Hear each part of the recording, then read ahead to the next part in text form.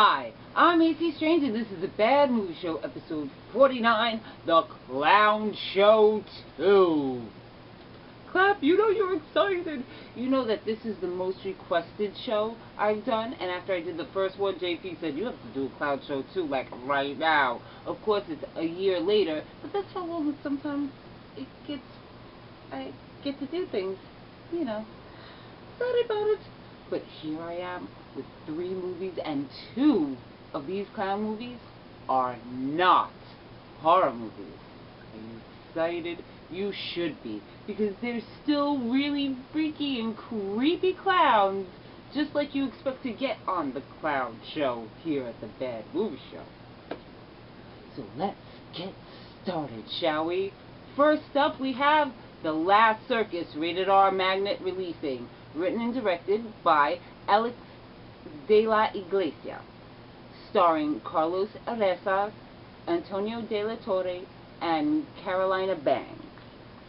Now in this, we have Javier, the sad clown, that gets his first job at the circus, and he works for Sergio, the happy clown, who is mean, nasty, sadistic, and brutal.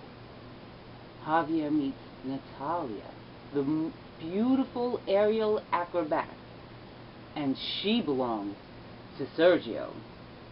So the sad clown and Natalia start a friendship which puts the happy clown into a jealous rage, and he basically beats Javier within an inch of his life. When Javier gets out of the hospital, he goes back to the circus to retaliate and save Natalia, beating Sergio with the trumpet so bad that he has to get his face sewn back together. He basically looks like a monster. And Javier's out in the woods going absolutely insane. The 2 men turn themselves into monsters, all in the name of love for Natalia. And it ends up in this brutal fight at the top of a gigantic cross. So this is visually beautiful, dirty, mean, nasty, sexy, and the way these men start out and then the way they end are like, it's a roller coaster ride of madness. I'm gonna give this a 5.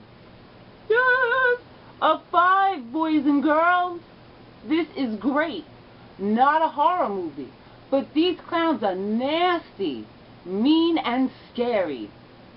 Without the blood and guts, but it still deserves a 5, gets a 5, buy it.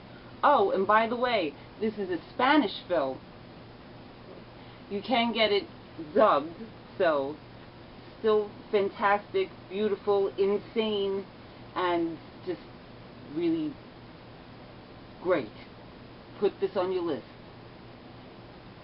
Last Circus. Bye. Awesome!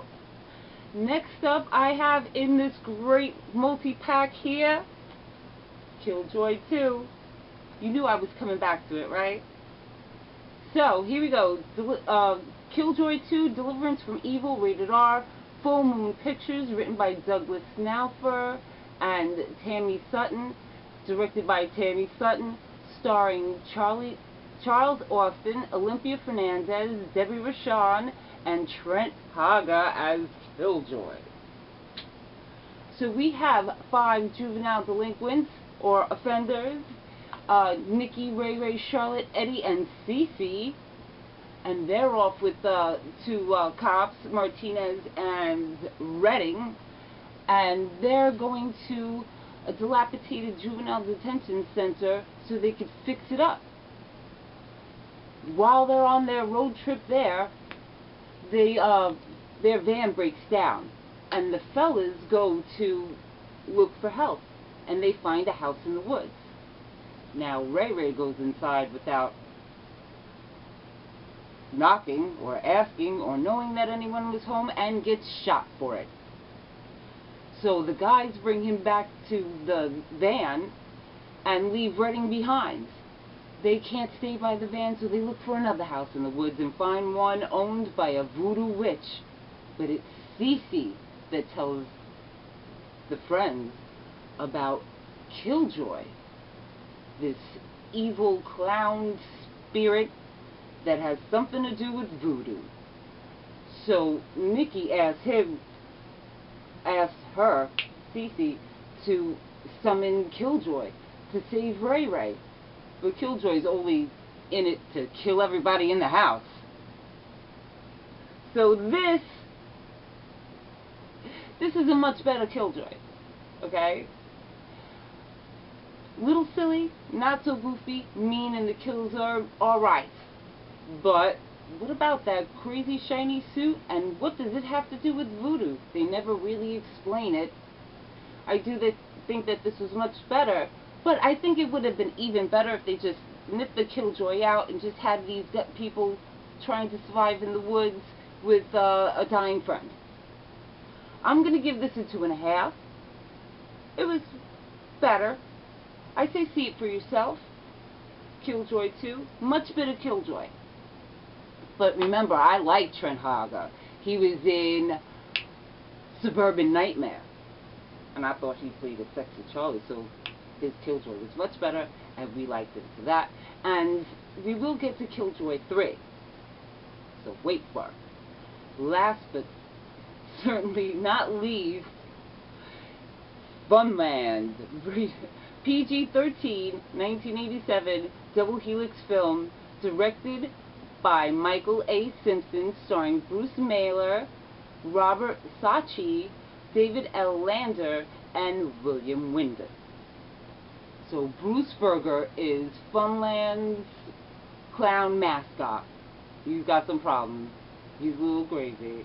But he totally unravels when the beloved owner, Mr. Perry, is murdered.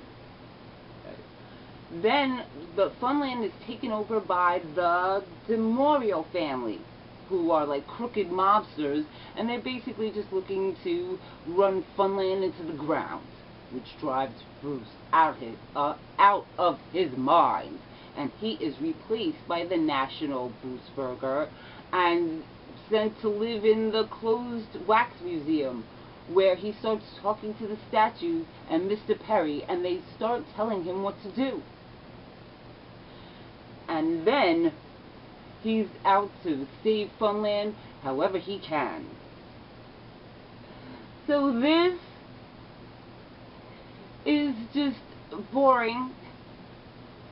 I mean, actually, it's not so bad. Bruce Berger is played by the guy who played Squiggy in Laverne and Shirley. So he's actually very good and very scary. He adds up to be really crazy, and you wait for it and wait for it and wait for it, and it doesn't happen. What the hell is that? You give us a great crazy clown and then you just fizzle out. No, boo! And this movie is a little bit racist. Actually, a lot of bit racist. And I was a little messed up and pissed off that you actually have these good actors in this story that isn't even worth their time. Boo to you! 1.5 and don't even bother seeing it. Don't piss me off with a good scary clown and give me nothing. No way. Boo. So that's it for me tonight. What do you think about tonight's clown show? And, yo, you gotta hit me up with some more clown movies. What do you think I should do for the next one? Because you know it's coming up. You know it. You know it. And until then, please, watch more movies. I'm A.C.Strange. This is a Bad Movie Show. Thank you. Good night.